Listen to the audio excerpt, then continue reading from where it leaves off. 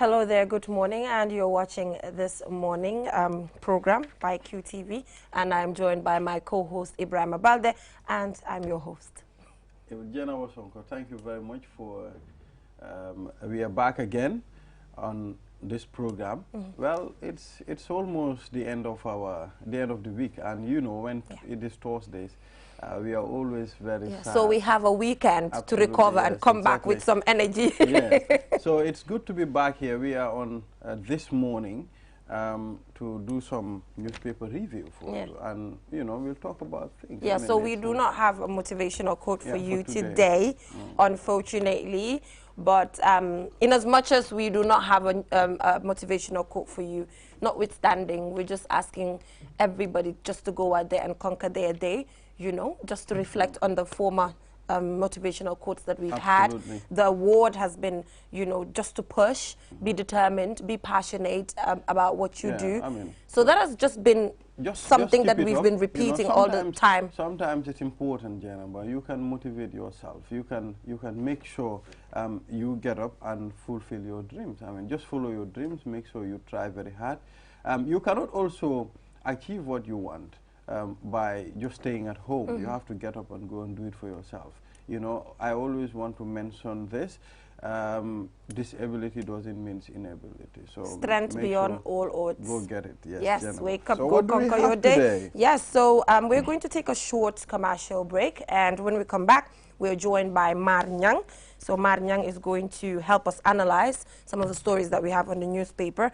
And we also have a live view from COVID-19 testing center at the stadium in Bakau. And we also have social issues where we'll be talking to representatives from Blacksit. We'll also be talking about digital rights. We'll be joined by Aliu So of Give One Project. We also have the entertainment segment by Skengman Sweezy. And you know today is his birthday. Oh, it's his birthday. Yeah, so we are going to sing for him afterwards. Definitely. It's going to be amazing. Yeah, so let's take a short break. When we come back, we'll head right on to the newspaper review. Do stay tuned. Step into the future of television with sleek and slim design Samsung Smart TVs, ranging in size from 32 to 75 inches and in different technology. Smart LED, Crystal UHD, Ultra High Definition, and QLED Quantum Dot LED. Get new ways of interacting with your TV as our TVs offer an unparalleled vision adventure from the comfort of your living room. Ultra Viewing Angle, powerful picture quality, web browser, gallery, EarthNet LAN, wireless LAN built-in, Bluetooth, screen mirroring technology, mobile on TV mirroring, built-in voice assistance, Wi-Fi direct. Not only that, our TVs are backed with 12 months warranty, and we are currently on a promotion. Contact us on 333-3217.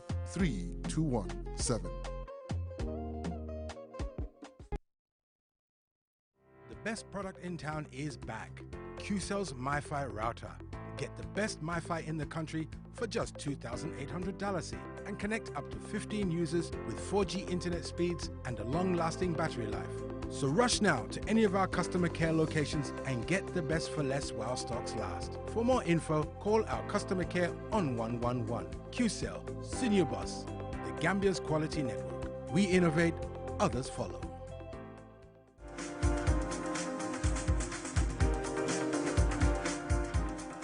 Welcome back from that short commercial break. If you're just tuning in, you're watching QTV's This Morning program, and I'm your host, Jenna Bosonko, joined by my amazing co-host, Ibrahim Abalde. So like I mentioned, we're going to head right on to the newspaper review, and we are joined by Mar Nyang of Gambia Participates. So this is not the first time he's joining us. So looking forward to amazing analysis from him.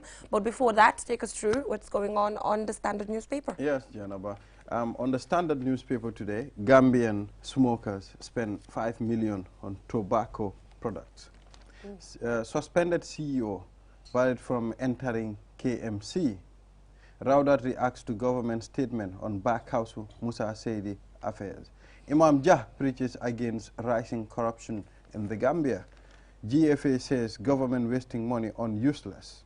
Presidential advisor Dusano fires back. That's what we have on the Standard newspaper. Janaba, what do we have on Fourier? Yes, so on Fourier we have COVID-19 kills 14 people. We have Dr. Ismaila Cisse, Citizens Alliance, to expand Gambia's tax base. We have Woolly East lawmaker reacts positively to proposed procurement of equipment for GAF. We have President Barrow reaffirms government's commitment to youth empowerment. We have government partners with KMC to implement Google Plus Codes project. That's all we have. Yes. And on the editorial, the debate goes on. Definitely. On the Voice newspaper, Ministry of Information launches digital project, and the Gambia COVID-19 cases rises over 8,000 after 96 people tested positive. Okay. Defying orders, KMC denies former CEO orders from entering council premises. My party says Gambia's problem is attitude. GFA says corruption weakens trust of foreign investors. This is what we have on the Voice newspaper. Okay, so that are the stories on the newspapers. So we're going to head right on to the Standard, because on the Standard we can see that GFA says that government is wasting money on useless, is it? Absolutely. Political advisors or advisors in general. So, Mar, thank you so much for joining us. This is the main story, it seems, on the Standard newspaper. So what do you say about political advisors? You know, should political advisors have the technical know-how or expertise in a certain area that they're advising the president on? Or should the president be given their own discretion to just choose anybody to advise them on certain issues? So what is the balance there? Thank you very much, Jennifer and Barry. It's always a pleasure to be part of you guys over here. I think a president, yes, indeed, needs some advisors in different field of expertise, but then you also get to understand that the president has ministers, and you have minister for local government that will advise the president on issues of local government, the Center for Finance and the likes. So if the president wants a political advisor, if he is not satisfied with the ones that he has within the public service and that of the ministers, and gets a political advisor, I think that political advisors should fairly and impartially advise the president and not get into political activities. Because the political advisors, some political advisors of the president, I personally have seen them during the Nyamina by-election last year, campaigning, at the same time going out there celebrating, doing all that for the president. So you kind of tend to think whether this person is, they are impartial or not. So there's a lot of money that is being pumped. Obviously have to debate, but I think getting an advisor doesn't really mean that the advisor should only advise you on what you want to hear, but the reality. Yeah. Okay, so Mar, let's look at this. I mean, there is a political advisor and a presidential advisor. Yeah. So I want us to differentiate this. You know, in the Gambia, when you say political advisor, people tend to think this is the guy that advised the president on maybe governing matters. You understand? What is the difference between the political advisor and the presidential advisor? This is a very good question, Mr. Barry. So I think the Public Service Commission should come up with a TOR and they tell us what differentiates these two. Because if the presidential advisor is advising the president on presidential matters, then the political advisor of the president, what will the political advisor do? Will they be advising the president how to be very smart in order to get re-election, or how to be on top of your game? Yeah. But is there a difference in this scenario with the advisors that we are seeing around the president? Because you talked about the fact that the advisors that you have seen are actually campaigning for him in a way. You cited the Nyamina by-elections. So in the case of the Gambia, is there any difference between these two, considering the trend they're taking? I think, to be honest, there is a waste of resources in these advisors.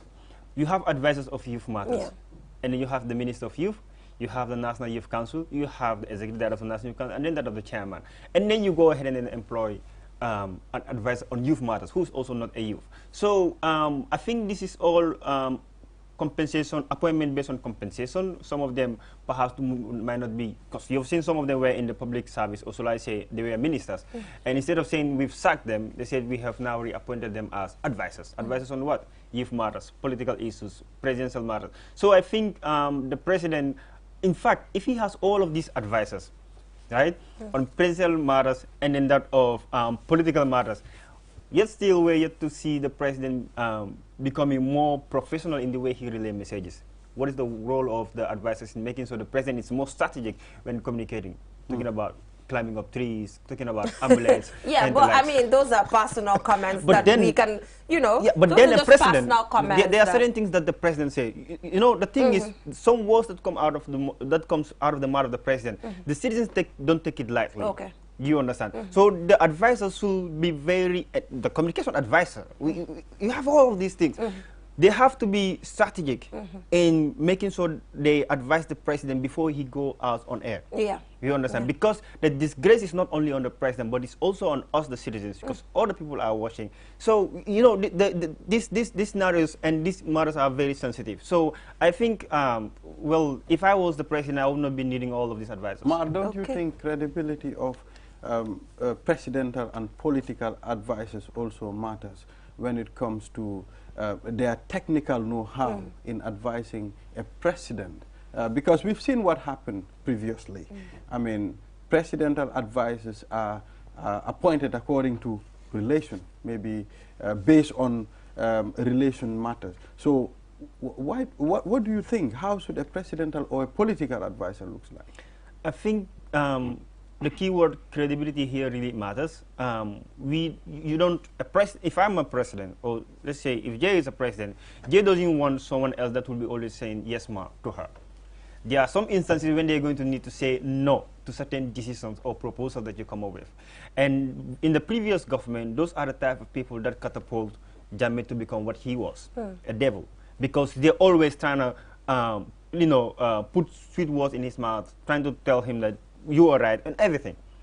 Well, that's not the case for an advisor. Sometimes you have to make a very independent, have to come up with your independent mind and then tell the president as it is, instead of just telling the president what he wants to hear. So I think the credibility there really matters. And then also when appointing these advisors as well, as you said, it might be personal or what have you, but then I believe the appointment should be merit-based. You need to look at the capacity, the technical know-how, and the integrity of the particular person that you bring in beside you to advise you on national matters. If your ministers are not sufficient for you, then it's a long story, really. Well, Janaba, let's... Yes, so like you mentioned, you're looking forward to seeing the TOR of these particular presidential or political advisors, or advisors in general. I don't know how they call it specifically. So probably if we get these things, then we can judge if they're useless or they're actually doing what is expected of them. So thank you so much for the analysis, Marnyang. So moving on, we have government partners with KMC to implement Google Plus Code project. I've been waiting for this project for so long. I am so tired of calling somebody for directions and the person will tell me danga ben si guy bi so gisee kër bi taax bu blue bi nga awee nii nga aaga si kër bi si teen bi waaw. So what do you think about this particular project and government's willingness to actually partner with KMC? Because I know sometime 2 years back we've seen the KMC try to launch district naming project, but according to the mayor Talib Ahmed Bensouda, it's because of the COVID. That is why he's unable to go ahead. But seems government now is partnering with them. It's a good thing. Yeah, I think this is a very exciting project, and we also need to commend the government for going digital and working with Google. I was part of this project, but for some reason I pulled out because of my schedules. It is a very, how to call it, important, like say, an initiative. If you go to Banjul today, you will see address boards that are fixed in all of these how to call it, entrances. And you have two codes in this address board. You have what we call the latitude, and then that of the longitude that is emanated from the Google, the Google map. So you have field workers that are going out collecting postcodes for every household, and then also measuring the width of the road. Then also, identifying a unique address for every single household. The significance of this is that at the end of the day, if every single household have their own postcode or unique address, Jay can sit here and then order something from Amazon and get into her house. But you can be here and then you want an ambulance to come and pick you from your house. All that you need to do, to send them the postcode, and with that postcode, they will be able to navigate to your house. But like Jay said, the current status quo is that when, let's say, there is an emergency and fire service is coming, you need to call and then telling them you need to take this direction, and they got lost coming back before they realize things has already escalated. So I think it's really an exciting project, and I need to commend the Ministry of Information and the KMC for coming up with this initiative with Google. Well, is there going to be a plan as you were part of this? I was part. He had to pull out eventually due to tight schedule. So it will also be important for not only to focus around this end, but also maybe around the rural area. That will be very fine, because people visit that place a lot. So directions with this kind of Google code will really help. You know. But looking at it, if you look at it, services are more saturated around here. So for me, eventually that could be a plan, but I just feel like really concentrating here and making it sustainable here. The beginning, they can concentrate here and make sure it is sustained. Sure. You understand? Yeah. But expanding it to places like Basse, Farafenni, Basse is a good idea. These are very big communities. Sure, sure. You know, and now in Basse, anything that you can get. Why are you saying Basse? There's a reason why he's stressing Basse. I'm not being biased. I don't know. There's a reason why he's saying Basse. Man from URR. So he wants to see Google Plus codes in Basse. Absolutely. And I think it's a good idea because Basse is very busy. Definitely. Yes. So it's a good one. Yeah. Yes. Yeah. So moving on, still on the Standard newspaper. Can I just comment on that? So what they are doing right now, it's a pilot project. They've started Banjul, they've completed Banjul. Now they're doing KMC. So KMC is almost done. And I think if it goes well, they will be expanding this project to the rural communities. And the most important thing is also for the slum areas to be able to have a unique address that they can use to identify themselves. But also to say that it's also very important for people to cooperate with with the field workers that are doing this work, because the experience has been when you go out there and then take a marker starting to write the plus code, people some are saying that they are going to use this to track us. They're going to use this to know our private matters. And you've also seen in some certain areas in Banjul where they vandalize the address board saying it's politics because of elections coming and all that. So I think this is what the sensitization is really important. In fact, that's what I wanted to say. Sensitization when it comes to this thing is very good. You know, Geneva, in the Gambia, we are open to these things newly. You understand? So we are not used to most of these things. You know, and these things have been happening in other parts of the world. So people are used to this already. So I think more sensitization, more PR, talking to the people will really help. Otherwise, it will be useless. Indeed. Indeed. You're right. And then eventually we won't have to say, so coffee, can be so for them. We don't want that. So moving on, still on the Standard newspaper, we have suspended CEO barred from entering KMC. So this has to do with the 12 million saga at the KMC. And we've also seen that the local government and lands are talking about the fact that KMC should actually rescind that particular suspension because it's not in their jurisdiction to do that.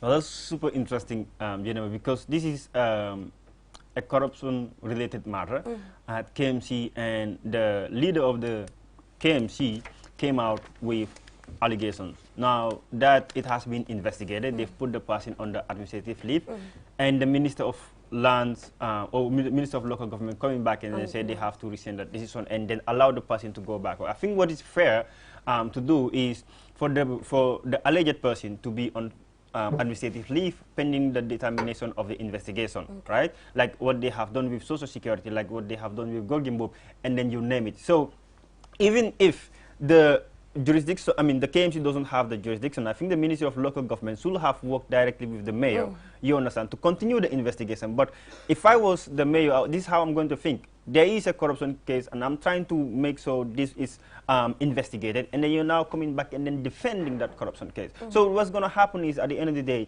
if we are in the public service, and then we know if we get into corruption or corrupt acts, we're going to be defended by our leaders. Then we will continue to be corrupt. Yeah, but this is alleged, you know. The evidence is not put on the table yet to say that actually Mr. Sonko did this or not. You know, this particular investigation is ongoing. So we actually do not have the evidence yet to actually determine that. Yeah, that's the reason why I was saying it is alleged, and they should put her on administrative leave pending the determination of the court matters. No one is saying that lady is corrupt. the findings will tell us whether it is right or not. You understand? Because, you know, the politics in this country is really dirty. And then you've also seen the lady coming backfiring, right? So there's something that has been going on, right? There's something that has been cooking. So we need to wait until the report is out, credible report, then we can be able to determine who is at fault. Okay. There was something that I read, yes. There was something I read. The lady, I mean, on the social media, she apologized and she accepted, I mean, what happened. But now I'm seeing she is backfiring again. My problem here is the manner of investigation. Don't you think in this country the investigation process is too slow, Mar? There are a lot of pending investigations. People have been murdered. People have been, a lot of things has happened in this country. But still now, investigation is with the police and it's not yet completed. That's why you need the Anti-Corruption Commission that will be doing these investigations. The Anti-Corruption Commission have its own investigation team. Such matters that is related to public sector corruption will have been taken up by the Anti-Corruption Commission. They do the investigation and then come up with their findings. And the AC Commission is independent, and their work cannot be interfered by the executive or that of the legislature. So I think that's the urgency. I call it a corruption hospital that should have been treating all of these viruses that is going around in the public sector. And I've seen something. I think there is a lack of communication between the KMC and the Ministry of Local Government. Yeah, because if the conversation was there prior. If there was a proper communication, I don't think this party will just come out and say, okay, you don't have any right of doing this. These people too will not be doing any suspension. So there is lack of communication. Right. Yeah, and then, you know, there's also something that is very sensitive. In corruption, when you call someone else corrupt, you've attacked the person's integrity. And what the lady has done and what she has reported, it might not be seen as a corruption case. Though she has apologized for bypassing the process, but what has been reported from her end, her side of the story was this decision was made in order to allocate lands for the members of the staff KMC, association, right? So the information was circulating, but when they were when she was giving the guarantee, it was done without the consent of the KMC leader, which was wrong. So that's breach of procedure. So we have to be very careful. Right now, I'm not going to point finger on anybody else that is corrupt or not, but wait for the results of because there are accusations and counter-accusations in this particular scenario. So we can't actually jump into conclusion. So just quickly, we have President Barrow reaffirms government's commitment to youth empowerment. Just yesterday, if you watch QTV News, I did a story on Take Fee. If young people can take it in the Gambia, that is make it in the Gambia entirely, or do they have to travel outside of the country? Is the environment good enough? Are the salaries good enough? Are the businesses working for young people to actually make it here? And now President Adama Barrow is talking about reaffirming his commitment to youth empowerment. So quite conflicting, because yesterday when I spoke to a lot of young people, they told me the environment is not looking good at all. So he's reaffirming. Did it exist prior to him making the statement? That's the big question. Well, I watched the news and the conversation on Twitter, and I think you've seen others saying that the moment that I can't take a fee because of the corruption in this country, right? And others also believing that it is possible to make it here. And I believe it is possible to make it here if we have a corrupt-free regime, if we have an economic system that is decentralized, right? If we have a type of leadership whereby they will come up with infrastructure and employ young people to get into these industrial estates or in these industrial businesses. We need also leaders that will be empowering youth with meaningful support and assistance for them to be able to maximize their production. Let's say, for example, in the area of agriculture. You don't want to give donkey cart to youth to continue doing their agricultural activities. Then you have to mechanize this process and then give them plowing machines and the likes. So I think the government have the youth policy that is yearly being updated, but in theory they have it in there, but in practice I think if there has been an effective mechanism to empower and support young people, then we will not be having this backway that is going on. In Senegal as well, in as much as they're supporting their young people, but the young people believe it is not enough, and they're going out to the Mediterranean Sea, and some people are waiting for Kukande to open up the sea. The baggage. I'm planning to go to Sweden. I'm planning for Sweden. Well, good luck. If you're drowning, don't raise your hand to anyone to support you. Yes, but Mar, let's compare previous government and now. It is believed that the unemployment rate now have dropped compared to previous government. What do you think? Yeah, I think if you look at the Gambia labor force, how to call it, the GLS survey that is being done, the unemployment rate is actually going down compared to the previous government, but it is still, I believe, below 50%, if I'm quoting the right percentage. So I think youth unemployment, it is a big matter, and I think that's one of the things that the government should prioritize. Right? We've seen projects that is coming up, although there are certain young people that are benefiting from it. No one can debunk that. Yeah. So there are certain young people that have been supported, and their businesses are growing up. We've seen in the poultry farms. But one thing that I wanted to emphasize is our waters. We have abundant natural resources in our waters. What the Ministry of Fisheries will do, I know they've been giving, how to call it, canoes before to young people.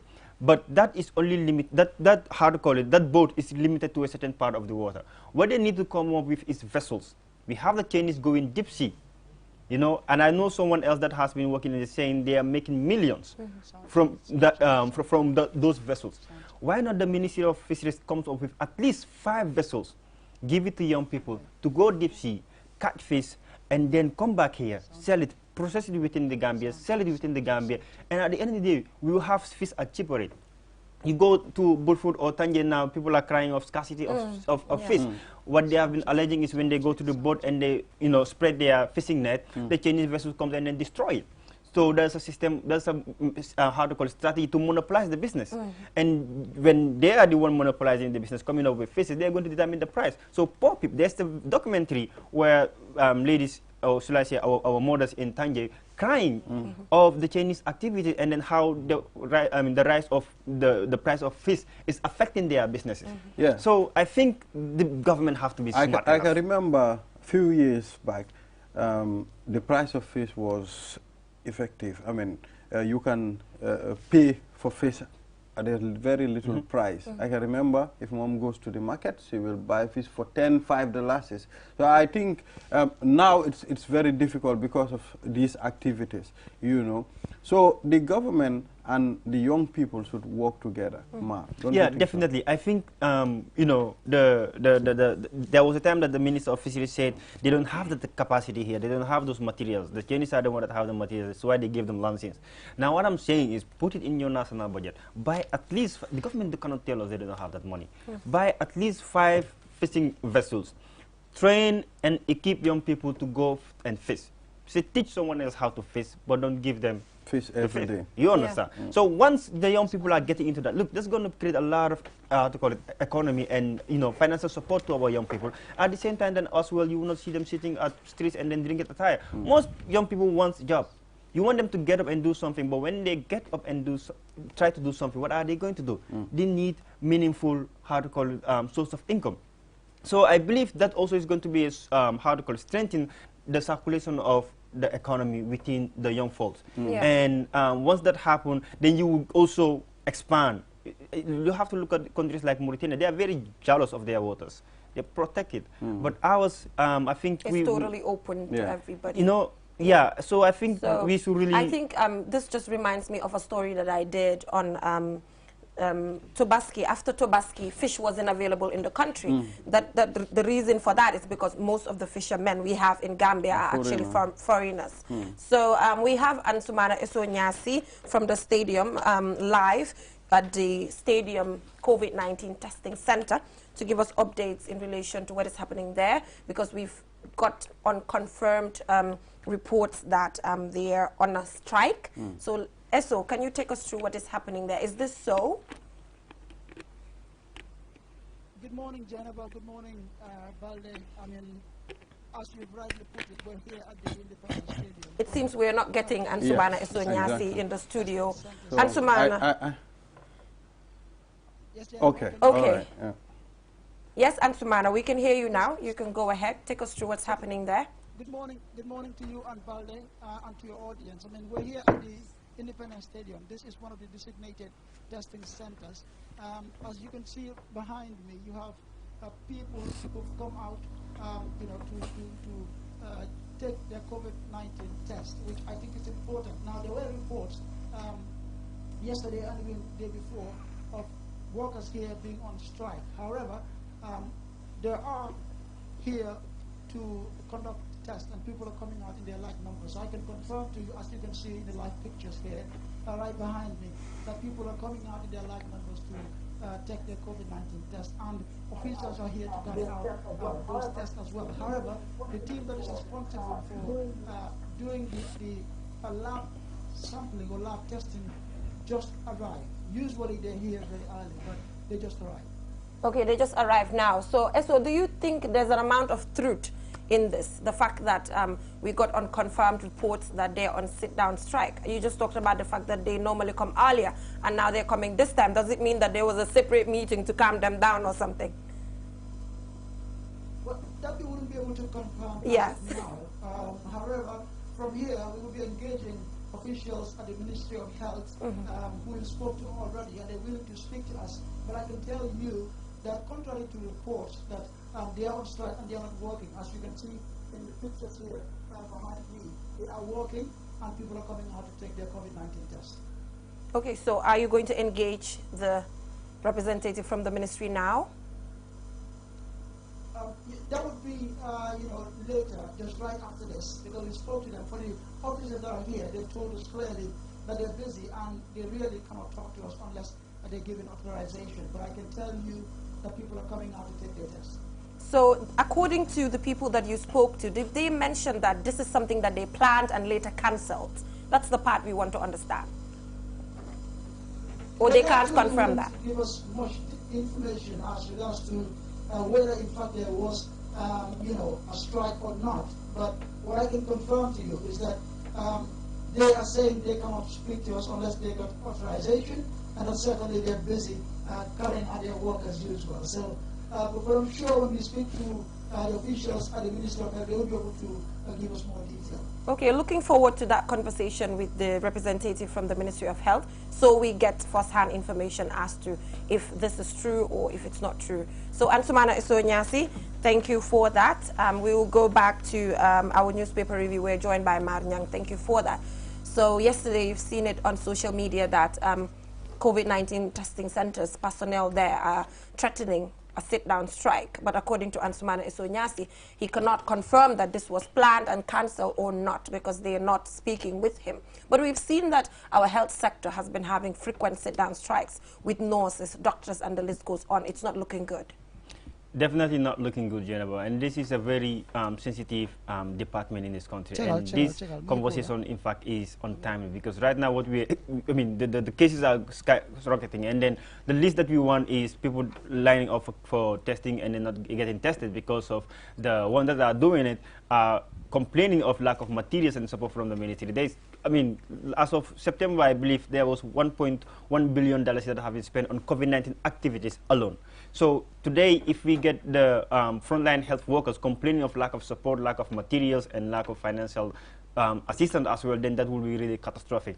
And the testing as well, really, I just have to say it as it is, it's a nightmare when you go to these testing areas. I can recall in March, I was there from 8 to 4, queuing to get tested. There's only one person that is giving you a unique COVID-19 number, and then you move to the other person that will be doing the testing. So only 2 people that are doing the main work, and you have hundreds of people queuing. You go to the NPH, the National Laboratory Lab in how to call it, KOTU, to receive your testing. You have, gazillions of people. They were there to receive their test results, but they are mingling together because there's only one person coming out and shouting names. This is not organized at all. And I think really they really need to revisit the whole stuff and then deploy more people at these testing areas, because some people have to do their tests and then travel outside the country. And if they're there on time and they are not getting their test results, sometimes if they are there at, let's say for example 8 up to 4:30, there was a time I recall the one doing testing says he's tired. he cannot go beyond 430. And there are people waiting to be tested and they have to travel. So I really think they should deploy more health workers there to be doing the testing and supporting the people. And I think also it is not timely for them to also be protesting, because people need their help at this moment, and the ministry should do everything possible to make sure that they support them. All right, thank you so much, Marnyang, for coming on Newspaper Review.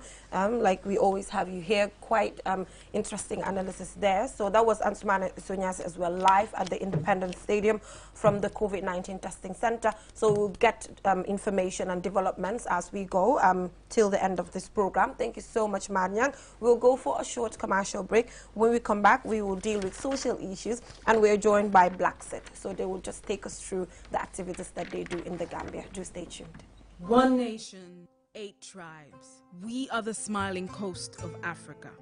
Gap-toothed, wide smile, rich melanin skin, radiant with the colors of a rich tapestry of cultures, telling one story of unity and beauty.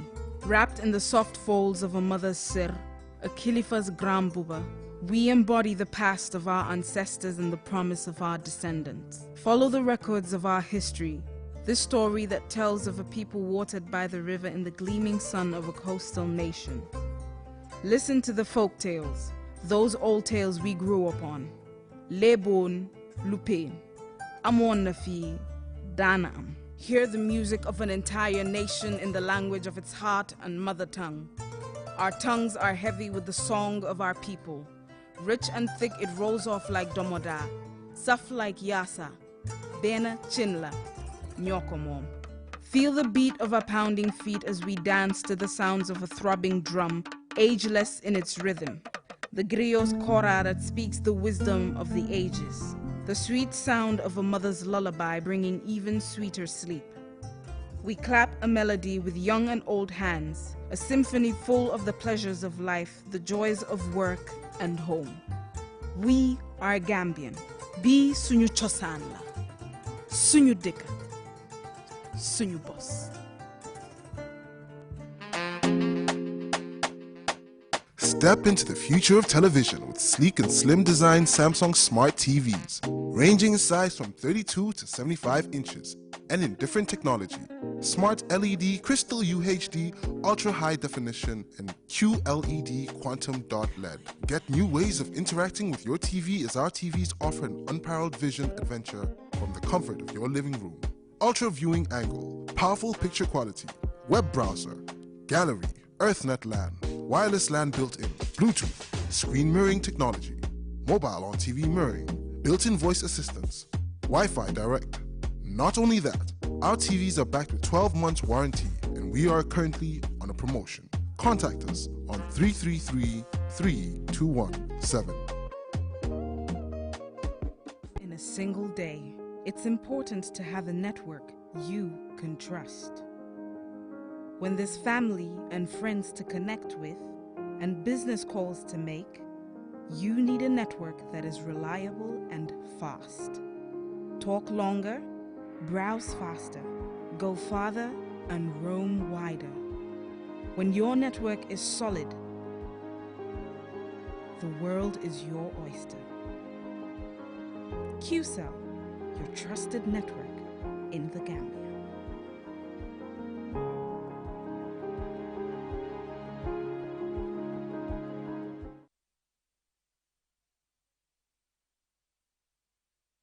The best product in town is back.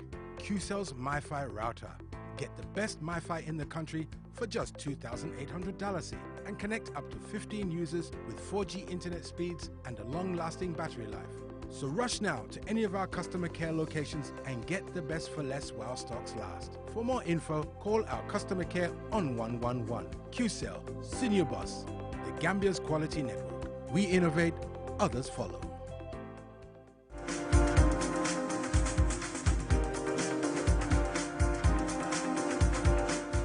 reminded myself. Welcome back, viewers, from that short commercial break. If you're just tuning in, you're watching QTV's This Morning program. That was Mar Nyang on the newspaper review.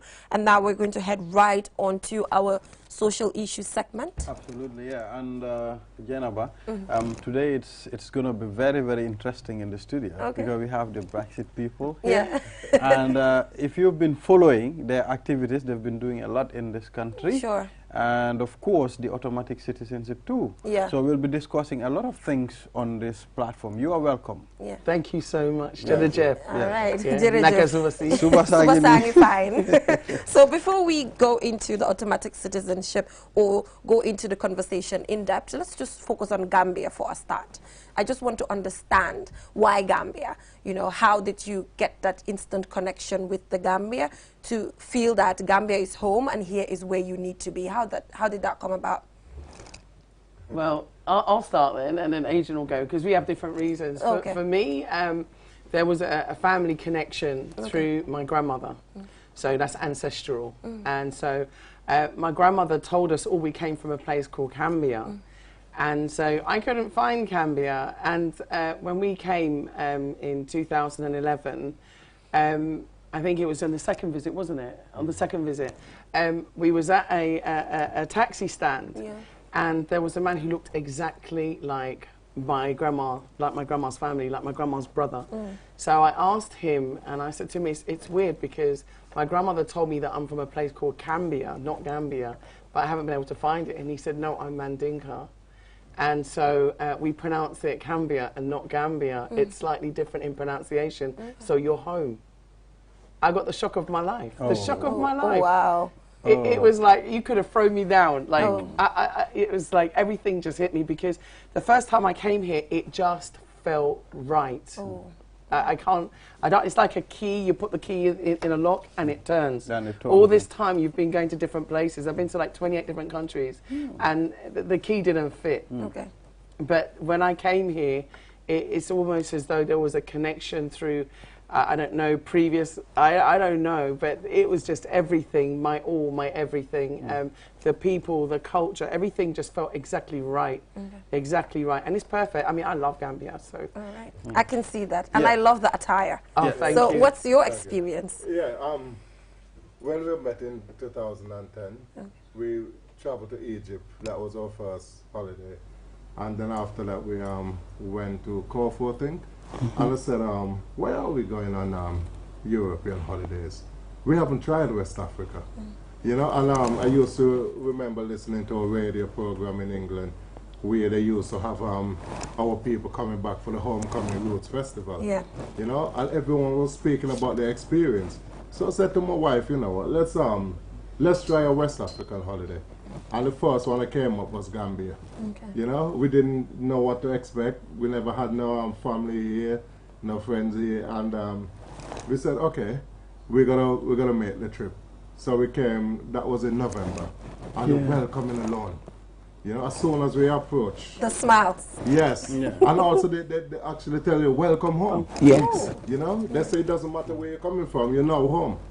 Welcome to your ancestral land. You know, and it was so welcoming.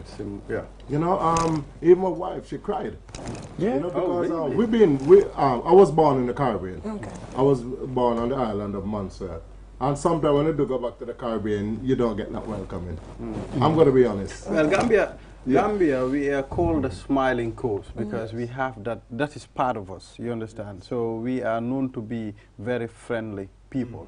But all that I want to know is, why Gambia, why Africa, leaving all the best healthcare system behind, you know, best services behind, but you want to come back to Africa? Why? Okay, and to further connect the next question that I have with that question, it's a bit similar. I watched an interview that you did, and I know you worked 3 jobs, and you sold your home in the UK to be here. That's right. So how bad is the racism in the UK? Just to connect it with what he's trying to put across. Yeah, well, firstly, I want to connect with you. You have the herbs. You have the natural herbs here. You have the best healthcare. Yeah, let's not get it twisted. All pharmaceuticals come from herbs. And so you still have the natural herbs. And not only that, you still have the natural practitioners. And we mustn't forget them. We must not forget the traditional practitioners, herbologists, naturopaths. You have it. Look at some of the cures that are coming up for some current issues that we're having. They're coming from natural herbs, whether it's from Mauritania or it's coming from Mauritius. Look at all the natural herbs that are coming from. Look at where they're coming from. So I just want to say that Africa has the solutions. What we don't do is actually sometimes capitalize on those things, and we must. I think it's important. Yeah. Okay. Secondly, the racism is abysmal. It's awful. It's the worst. It is absolute. I mean, I watched a situation just recently where Dawn Butler, an MP in the UK, was ordered to leave the House in Parliament, the House of Commons. She was there, and for what she said. And I've seen other MPs do the similar things and not have the same treatment. I've seen her stopped and searched by the police, and I've seen the way in which, and we've lived there. And the racism that my children faced, I faced, it's unbearable. You cannot live there. You need to be among your own people. And at the end of the day, yes, there's challenges everywhere you live, but I wouldn't swap a 5-bedroom, beautiful house, my Range Rover, my Mercedes convertible, that I sold to come here, to be anywhere else, because just being here alone, it gives you a sense of freedom, a sense of connectivity, a sense of life that you just cannot have it when you live in a place where you know you're hated. You're absolutely hated and you're not wanted. You're just needed to make their tax burden lighter. You're just needed in order to be a modern day slave. And that is the truth, because all you're doing is working to pay taxes morning, noon and night. And you're not appreciated. And at any opportunity, you're made and you're shown that you have no influence, no power, and you are definitely just another number. Yes. Okay. We understand that you met the president and there was a discussion. So how important it is to you to meet President Adama Barrow, and can you share some of your discussions if possible? You know what, that was a beautiful day when we met His Excellency. You know, I mean, we had a warm welcome. And he said some words that would stay with us for the rest of our life. Like, for instance, he said to us, no matter where you come from, as long as you're a black man, you're an African. Yeah. So he actually like Peter Tosh, you know, one of our great reggae artists that may his soul rest in peace. Where's the technical department? They should have played that song for us. It doesn't matter where you come from. You are an African. Absolutely. Absolutely. That was so encouraging. And he also said to us, no one can take your Africanness away from you. No one can. You're Africans. It doesn't matter where you were born. You're an African. I heard the president quoting that song. I mean, you know. That was interesting. President Barrow was singing that song. Okay. He himself also lived in England. Oh, yeah, so he knows. He would have understand where we're coming from. All right. Racism. Okay. But I just want to quickly come back to the health care. One of the most important things for your health is happiness, being comfortable in the environment. Mental health. That way you live. You know, and you know when you're happy, you hardly will get ailments like sickness. You're happy.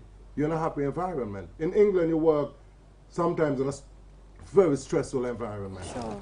And just the stress alone could bring different sickness onto you. But when you're happy, you know, when you eat healthy, because the food is a lot more healthy, you know, and the air is fresh.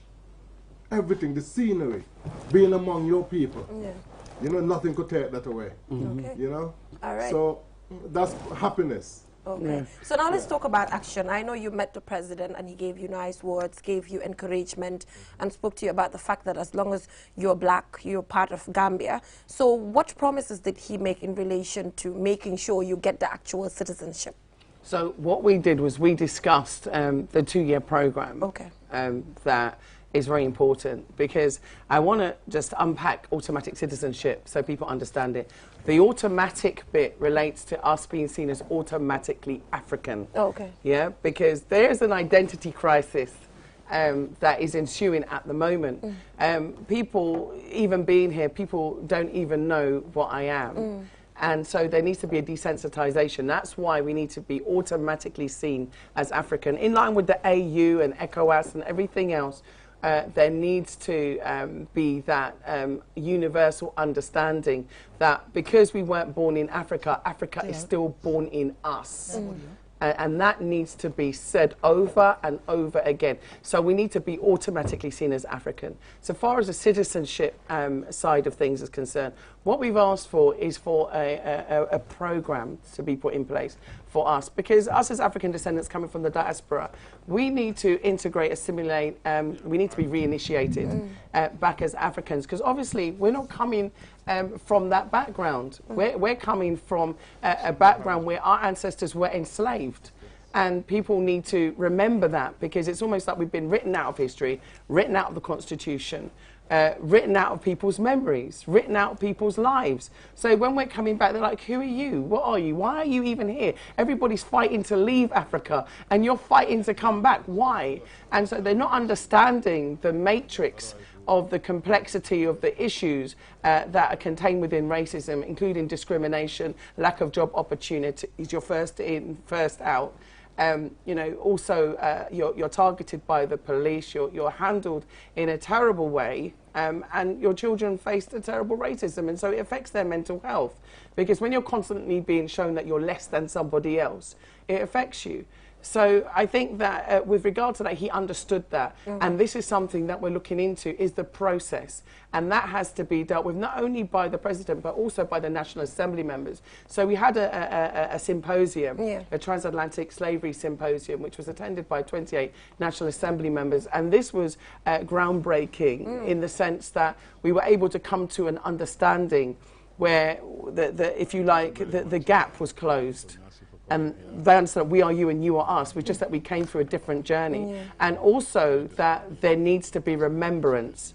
And you had the Kunte Kinte Day recently, and we had Honourable Suleiman Saho and Honourable Sekou Marong also pushing for that to be a national public holiday in remembrance of Kunte Kinte, because you have a national hero, and Kunte Kinte's story is that of our ancestors' story, and we mustn't be forgotten. It needs to be in the school syllabus here.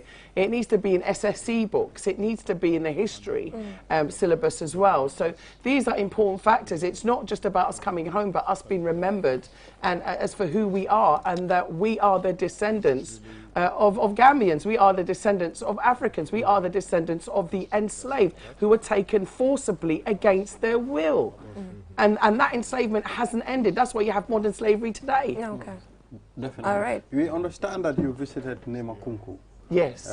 Let's talk about that visit. We paint tag. Tell us about the Nemakunku visit. Why Nemakunku?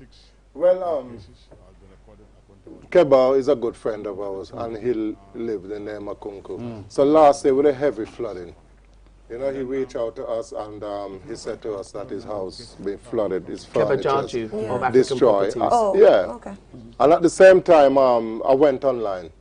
And when we saw the devastation, I said to my wife, no, we have to do something to help. You know, we have to reach out to our community here, because we have an organization here, CORD, Council of African Descendants. So straight away start making phone calls and said, listen, we have to go into the village. You know, there's been loss of life, you know. And we said, we're coming back home, and we should be able to be part of what's going on. So we went there. I made a few phone calls. I spoke to the Honorable Abdoulaye Cisse, the MP for the region. I called him. I said to him, we're going to be going to Nemakunku just to find out more how we could give our support. And he came with us that day, you know, and they had a meeting. We sat there. We look at the most emergency needs that they need. And we got them how many bags of rice? 32. Oh, 32 bags of rice. You know, and then we start raising funds towards different development in the area. You know, and it's an ongoing program. And we also, they just construct a new road, because one of the ladies, she died in childbirth, because she couldn't get to the hospital on time. So they pinpoint that this road would be the best for them to concrete. So we reached out to a few of our subscribers, and also we had Pastor Ilan and his wife, Tanya Sylvester. They were here at the time, and I took them along with me to a meeting. All right. And they promised that when they go back to America, through their church, they would raise funds to help construct the road. Right. And they have done so. I think in total, they have donated over $200,000. Okay. Just to construct that road. That's a good one. Know? Yeah, I've been following your some of the activities you're doing, constructing boreholes and all of that. Yes. Thank you so much for what you do. So let's make this conversation a little bit fun before we leave, because Come on, girl. Yeah, because we have a few minutes to go. What's your favorite African food, Gambian food? Super kanja. Super kanja. What about you? Benachin. Benachin? Okay, why Benachin? Why super kanja? I love okra. Oh, you love okra? Yes. Okay. So super kandra, the texture. I like it with fufu as well. You like it with fufu? Okay. Oh. Why Benachin? Is it because it's popular? Yeah, and no, I just like Benachin. I like the taste of it, Okay. you know. So Benachin ni jen wala Benachin in dawal banga buga yo? Bango the pollo. Malo. Meat or fish? Yapa. Yapa. Fish.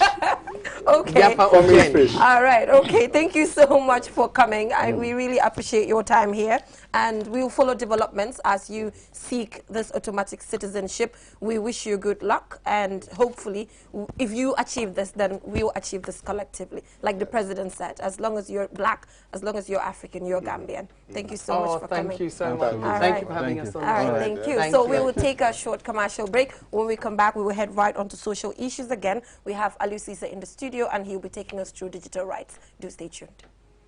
Thank you. With so many things to do in a single day, it's important to have a network you can trust. When there's family and friends to connect with and business calls to make, you need a network that is reliable and fast. Talk longer, browse faster, go farther, and roam wider. When your network is solid,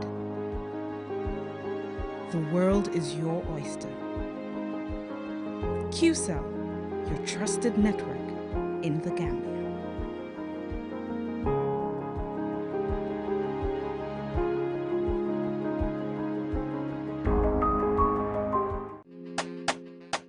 Step into the future of television with sleek and slim design Samsung Smart TVs, ranging in size from 32 to 75 inches, and in different technology: Smart LED, Crystal UHD, Ultra High Definition, and QLED Quantum Dot LED. Get new ways of interacting with your TV as our TVs offer an unparalleled vision adventure from the comfort of your living room.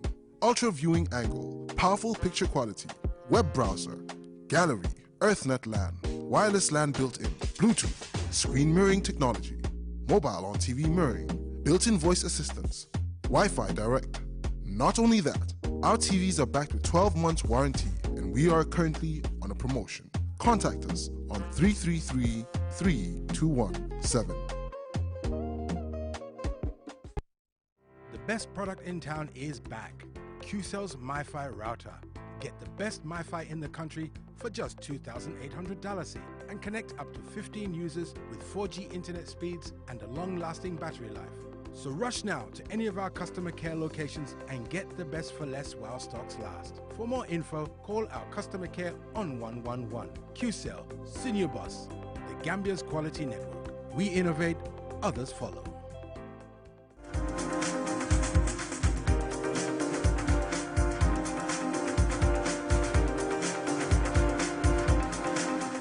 Welcome back, viewers, from that short commercial break. We were joined by Black Sid. That was a good conversation. I'm happy that they like Super Kanja and Benachin. That's a good thing. Well, I like Super Kanja and Benachin too. What's your favorite? My favorite is Domoda. It's Domoda. Domoda yapa. Durang. Not Domoda de. Domoda Bu am yapa. Bu am yapa. Am yet sibi. Am dawal. Okay. So before we went for the break, I talked about the fact that we're maintaining social issues. We're going to be talking about digital rights. I said Aliou Cisse instead of Aliou Sow. He's Aliou Sow, but I might change his surname to Cisse because I just called him Aliou Cisse. Thank you so much for joining us, Aliou. Thank you very much for having me and your co-host. All right, great. So we're talking about social issues. This social issues under digital rights. So digital rights, this is not something that a lot of people talk about or know about, you know. It was not something that I was very au fait about till I connected with you personally, and then you got to introduce me to digital rights, what it entails, and what responsibilities government and other stakeholders hold. So first of all, just what is digital rights and what does digital rights really entail? Yeah, thank you once again for having me. I think to put it in a broader context, you know, before the advent of the internet, like everything was like offline. But now with the advent of internet technology and everything that we used to do offline has been transferred online. So basically, like, it becomes like part of our lives. Like, we consume a lot when it comes to technology, information and stuff, and all these things is online. So it becomes like a necessity. So it's like more of like human rights right now, like how the United Nations declared it in 2016, I think, that access to internet is a human right issue right now. And you know, we've all seen when there is slow internet connections, like how we just connected to these devices, and like how everything that we do now is online when there's no internet or technology.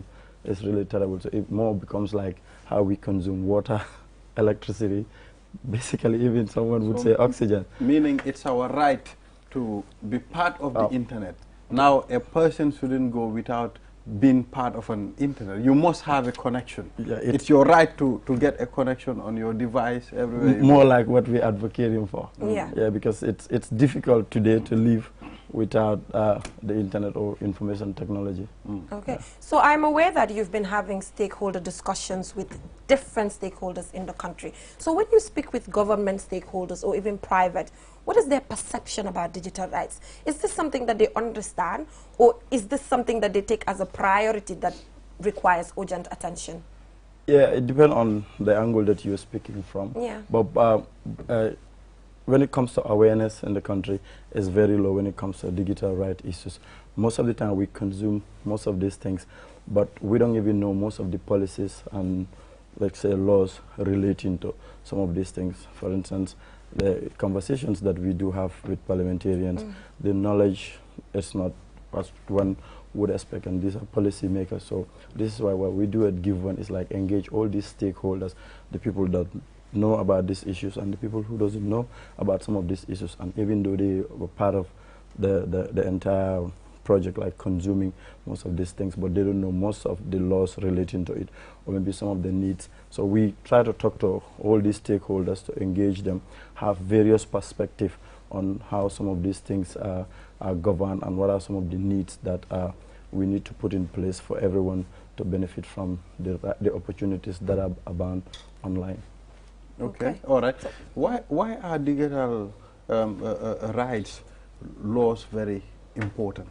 They're very, very important because, you know, when you put when you have some of these things as laws, it helps you to be conscious about some of these things. Let's say when you say you should not shut down the internet, this would make the government not to shut down the internet because there is a law that says you should not shut the internet down. When they do it, you can put up litigations against some of these things just to create that oversight that they should not put the internet down.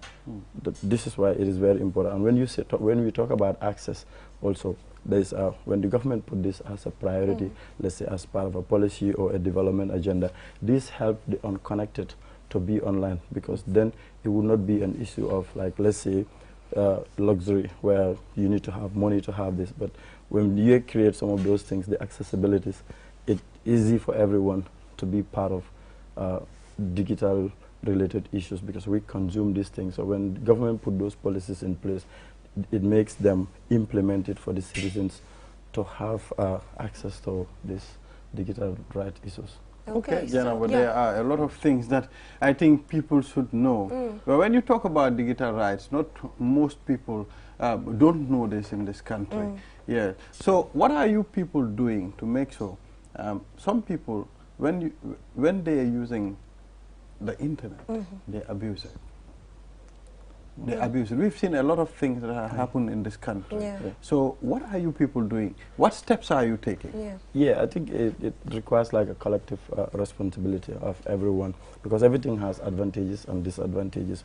So like you said, responsible use of internet and internet-related things is very important, because we've seen how it just become a one-stop shop for everything that we do. And in the process, a lot of people abuse most of these things. Sometimes deliberately, people have different agendas. For instance, when it comes to misinformation, disinformation, fake news and stuff. So those are just one component of it. The others is cyberbullying and things like that. So what we're doing as a group is we're sensitizing people. We've been doing this for the past 5-6 years, talking to people about the need to have access, but also the responsible use of internet. Because especially right now, when you look around social media, there is a whole lot of stuff happening. A lot of people are just connected. They don't even know sometimes the information that you're sharing. You're selling yourself out there. Now you have artificial intelligence all over the place. There's data harvesting, that people are collecting information about you without you being conscious of it. Like I'm doing a program right now where they're telling us that even this Internet of Things, sometimes you're watching this TV, the TV is watching you, not maybe QTV. So now, don't scare me. I'm just saying now TVs have started watching people. Exactly. Okay, that's scary. Right now you have the drones. There are reports that drones are sending sensors back to manufacturers, like all the footages that you take. There's a whole lot of things happening when it comes to digital rights issues. We see these cookies on our phones, like they will ask you certain questions that you voluntarily give information. Sometimes something will pop up and they'll tell you to click. You get to click because you want to know the next thing coming. Because they're reading about you. Sometimes maybe I'll just leave this place and in the next minute, Facebook would suggest us someone you may know. You'll be like, how did they know? How creepy. Because their algorithms, they're collecting a lot of information about where we go and stuff. So you have to be digitally savvy to know most of these things. So this is what we're doing, trying to do our best in educating people about most of these things. So sometimes it becomes a choice if you know, like an informed choice, you know, this is this is that, but this is what you want to do. So, but it's important also, like we get everyone involved in the conversation. Sometimes the people, our authorities, they don't know most of these things, and they want taking decisions on our behalf. Like I said, the other stuffs are voluntary, but the other stuffs we need to have laws in place. When these laws are violated, then we can have places to go for redress. All right, so you talked about laws, the draft constitution. I saw an article that you published in relation to a missed opportunity when it comes to the draft constitution. So in terms of digital rights, the fact that the draft constitution was not accepted by parliamentarians, we've seen Goodluck Jonathan come and go, nothing. So what has this cost your organization or digital rights activists in Gambia in general? Yeah, you know, when 2016 came, after 2016 presidential election, everyone was excited, civil society organization, because we saw it was a new government that was ushering it through democracy. And then the people were having certain, certain priorities as some of the things that you want to be part of the constitution. Given, like many other organizations have various things that they wanted to be part of the constitution. We made our submission like other groups. Some of it was taking, some of it wasn't taking. But overall, it wasn't that bad because we believe development is a process. Maybe most of the things that we suggested, if they were included, then maybe the other things that as time goes on, we can be advocating for some of those things. But when the constitution failed, you know, that took everything to zero, meaning we have to go back to all those draconian laws that were introduced in relation to freedom of information, access to most of the things that we have. Like, so it has to be like one by one to go after all of these things, like how the GPU project on access to information law. And then there are other laws also that people have been advocating for. Right now, there is a data protection bill, I understand the Ministry of Communication is working on. So those are things, it takes time. And then, you know, when you have like a constitution, it covers Supreme most law. of these things. But, you know, the fight continues, like advocating for some of these things, because we are in this whole process right now, and then Gambia cannot be left behind, like when it comes to digital rights issues, because we're doing a whole lot of things when it comes to that data collection, whole things in the country. I saw you ask a very important question, interesting question the last time. That is the COVID-19 testing centers, the information that they're taking, where is it going to? you know, did you get an answer in relation to that? That was a question mark. So were you able to get an answer? No, it was not only the COVID. There's a lot of data harvesting happening in the Gambia. Yeah. You go to telcos, they collect your information. There's drivers, cars number plates, they collect your information. The COVID, they collect your information. Yeah. The national ID card process, they collect our information. The voter registration, they collect our information. What is the law protecting some of these things? Like we're giving out this information, and now data is the new oil. People can sell your data without knowing. Sometimes this is why I was saying you see certain adverts you having targeted adverts that being sent to you. Like, how do they know this thing about you? Who knows who is selling? Where are these data being stored? Who is managing this data? And this is a huge problem in Africa. Most countries doesn't have data protection laws that protects the citizens, and then sometimes the government are engaged on some of these things. Wouldn't say per se here, but you don't know who is managing these things. It could be the government is not aware of it. Someone could be selling this data. Like let's say Samlex, they're collecting our biometric information. Where is this information being stored? We don't have data centers in Gambia. Like all our data are stored outside. Who is managing this? What are the oversights when they sell some of these data? Recently, I even saw a project with the World Bank and Ministry of Health talking about it requires a whole data collection about our lives and a whole lot of things. Who is managing this data? So this is some of the advocacy projects that we are doing, talking to the authorities, talking to the people to be conscious of some of these things. Sometimes I always have this trouble when I go to the banks. I'm like, you're collecting too much information about me. You don't need all this information about me. But what are the laws to protect some of these things? And so the conversation continues. Everyone is involved. I think the conversation continues. So due to time constraints, we're going to have to wrap this up. I wanted you to talk about Give One Project a little bit, but we don't have time. But hopefully we'll invite you again. Because for me, I feel like Give One Project is not where it used to be previously. I used to see activities all around when I was quite younger. But right now, I'm just seeing few activities. But we will talk about that at another time. So we're just going to maintain you because it seems you are our guest for our entertainment update as well. So we're going to take a short commercial break. When we come back, we'll be joined by Skengman Sweezy on the entertainment update. Do stay tuned. To make sure your company's products and services reach your potential customers, it is essential that you choose the right channel for your marketing purposes. QTV has the widest reach locally and beyond, and we can give your business the visibility it needs. Call QTV Marketing on +220 324 4444 or email us at marketing@qtv.gm and take your business to the world.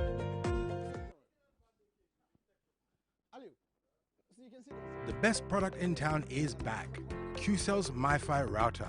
Get the best MiFi in the country for just $2,800 and connect up to 15 users with 4G internet speeds and a long-lasting battery life. So rush now to any of our customer care locations and get the best for less while stocks last. For more info, call our customer care on 111. QCell, Senior Boss, the Gambia's quality network. We innovate, others follow. Your favorite mobile service has done it again. Now, you can buy cash power with your Q-Money account, free of charge. Yes, you heard me right. For free! Nothing is cheaper than free. So start buying your cash power from the comfort of your homes with unbeatable services Q-Money has to offer. With Q-Money, life is easy. Visit your nearest Q-Money agent to cash in or call customer care on 133 for more information. Don't forget to wash your hands with soap after handling cash. Stay home, stay clean, stay safe. Q-Money, Sunyu Kalpe. We innovate, others follow.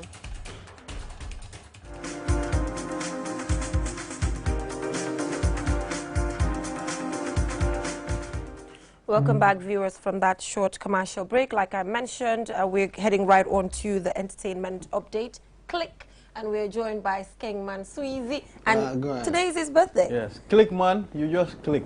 Happy birthday to me. Yeah, happy birthday. And happy birthday to Ali in the studio as well. Okay, yesterday was his birthday as well. You know? Oh, okay. Today's your birthday. Yesterday. Ah, yesterday. Okay. Happy birthday to my sister, Ami Sisi. Happy birthday to everybody that are born in August. I am Skingman Swizy, and this is the Click segment that comes your way every day from Monday to Thursday. And I'm blessed to be here, to be honest. The love is too much. It's not a surprise, though. People like me deserve the love. Man, you are the baddest guy. No, don't worry. Go ahead, chill, man. Flex. We're going to talk about something that has been trending on social media, on Twitter, Instagram, and Facebook as well. Yeah. Before that, let's just listen to this audio, and then when we come back, we talk about the topic itself that we're going to elaborate more on. All right. Baby, oh. We're back on the beat. Yeah. Yeah.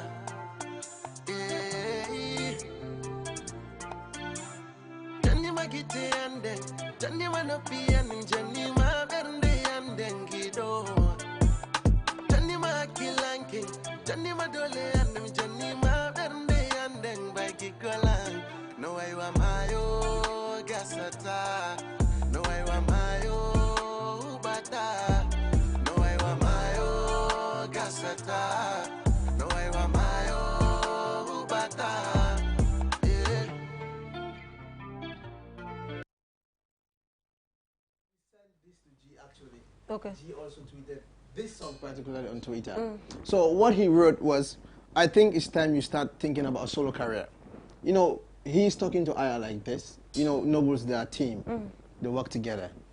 Since when Nobles has been out there, people know them as a team. They don't work alone. I've never seen an artist from them doing a solo music on his own as well. So G said, I think it's time you start thinking about a solo career. That's the only way I see you reaching your potential. You don't have to give up on the group.